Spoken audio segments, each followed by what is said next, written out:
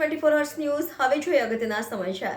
City police સ્ટેશનમાં શાંતિ સમિતિનું આયોજન કરાયું। વડોદરા શહેરમાં જ્યારે તહેવારોની હવે શરૂઆત થઈ છે તેવામાં કોઈ અનિચ્છનીય બનાવ ન બને તેમજ વડોદરા શહેરમાં શાંતિ બની રહે તેમજ તમામ ધર્મના લોકો તમામ તહેવારો ફરી મળીને એકસાથે ઉજવે તે હેતુથી આજરોજ સિટી પોલીસ સ્ટેશન ખાતે ડીસીપી ઝોન પન્ના મોમાયા તેમજ એસીપી સહિત 7 પોલીસ સ્ટેશનના પીઆઈઓની ઉપસ્થિતિમાં શાંતિ સમિતિનું આયોજન કરવામાં આવ્યું હતું, જેમાં શહેર તાજા કમિટીના પ્રમુખ જાહેર બાપુ, ઉપપ્રમુખ ગુડ્ડુબાભાઈ તેમજ ભોલુ બાપુ સહિત હિન્દુ અને મુસ્લિમ સમાજના આગેવાનો આ મીટિંગમાં ઉપસ્થિત રહ્યા હતા। પોલીસ અધિકારીઓ દ્વારા સૂચનાઓ પણ આપવામાં આવી તેમજ આગેવાનો દ્વારા પણ પોલીસ ખાતાને કોઈ અનિચ્છનીય બનાવ ન બને અને નાની મોટી બાબતોમાં મોટા બનાવ બની જાય છે તેવી કાળજી લે અને કેવી રીતે બને છે, શા માટે બને છે, તમામ બાબતો વિષય ઉપર જાણકારી આપવામાં આવી। ખાસ કરીને આવનારા તહેવાર શિવરાત્રીનો જેને લઈ ભક્તજનો પ્રસાદ રૂપે ભાંગનું સેવન કરતા હોય છે, પરંતુ અમુક લોકો દ્વારા ભાંગ સાથે નશીલા પદાર્થોનું પણ વેચાણ કરતા હોય છે, જેના કારણે લોકો નશામાં ચૂર થઈ જતા હોય છે અને નાના મોટા અકસ્માતો તેમજ અપશબ્દો બોલવાના કારણે વાતાવરણ પણ બગડતો હોય છે, જે વિષય આગેવાનો દ્વારા પોલીસ ખાતાને જાણકારી આપવામાં આવી, જેના ઉપર પોલીસ નજર રાખશે તેવું પોલીસના અધિકારીઓ દ્વારા જણાવવામાં આવ્યું હતું। આગામી 26 તારીખે મહાશિવરાત્રિનો તહેવાર છે।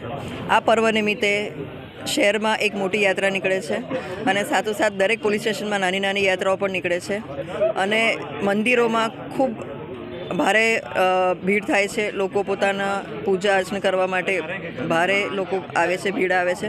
રાતના 12 વાગ્યા સુધી ને મોડી રાત સુધી પણ લોકો પોતાની પૂજા કરવા માટે, દર્શન કરવા માટે જતા હોય છે। જે અનુસંધાને આજે ઝોન 4 હસ્તકના તમામ પોલીસ સ્ટેશનની શાંતિ સમિતિની બેઠક અહીંયા સિટી પોલીસ સ્ટેશન ખાતે રાખવામાં આવેલી છે।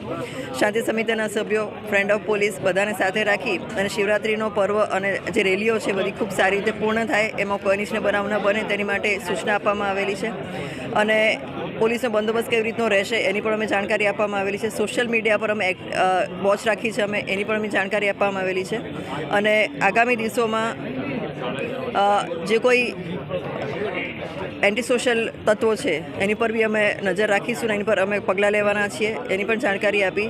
પેટ્રોલિંગ અને ધાબા પોઈન્ટ ચેકિંગ અને જે કંઈ અમે કરી રહ્યા છીએ એની પણ જાણકારી આપવામાં આવેલી છે અને આવતો તહેવાર ખૂબ સારી રીતે શાંતિપૂર્ણ ઉજવાય એ માટે અમે અત્યારે કાર્યરત છીએ। સાહેબ, ભાંગની પણ એક વિગત આવી છે કે ભાંગ જ્યાં જ્યાં વેચાય છે અમુક જગ્યાએ નશાની પ્રવૃત્તિ પણ અંદર થાય છે, એ સંદર્ભમાં પોલીસ કયા હિસાબે કામ કરશે?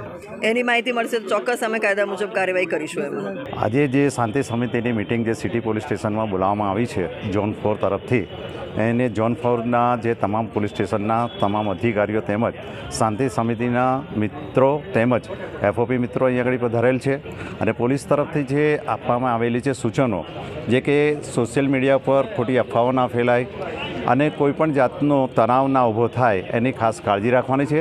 આ મહાતહેવાર છે અને આ તહેવારની અંદર આ રેલીની અંદર દરેક જણ પધારવાના છે। તદુપરાંત આ રેલીનું મહત્ત્વ એટલું બધું છે કે જે મહાકુંભ ચાલી રહ્યો છે, એક મહાકુંભને કારણે પણ એક સંગઠિત પરિવારો બધા ભેગા થઈ અને આ યાત્રાની અંદર ભાગ લે અને ભાગની અંદર અને કોઈ પણ પ્રકારનો અનિચ્છનીય બનાવ ન બને એની ખાસ કાળજી રાખવાની છે, એની સૂચનો આપેલી છે અને જે કંઈ સૂચનો આપી છે એનો અમલીકરણ કરવાનો છે અને શાંતિના સમિતિના મિત્રો તેમજ એફઓપી મિત્રો પણ એનું પાલન કરી અને દરેકની અંદર પ્રેમ ભાવના ઊભી કરી અને આ કાર્યને સફળ બનાવવા માટે પ્રયત્ન કરવાના છે। આપનો પરિચય?